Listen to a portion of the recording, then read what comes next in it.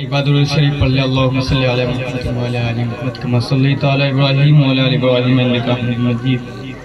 अल्लाहुम्मा बारिक अला मुहम्मद व अला आलि मुहम्मद कमा बारकता अला इब्राहीम व अला आलि इब्राहीम इन्नका हमीदुम मजीद।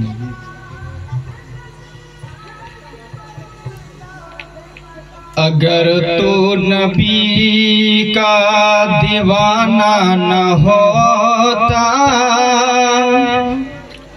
अगर तू नबी का दीवाना न होता, दीवाना ये तेरा सुनाना न होता।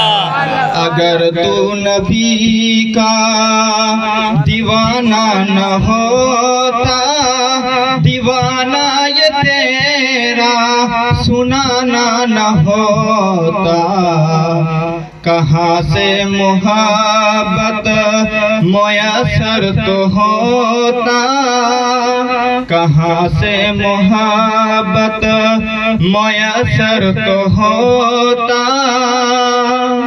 दीवाना ये तेरा दीवाना न होता, कहाँ से मोहब्बत मुयस्सर तो होता।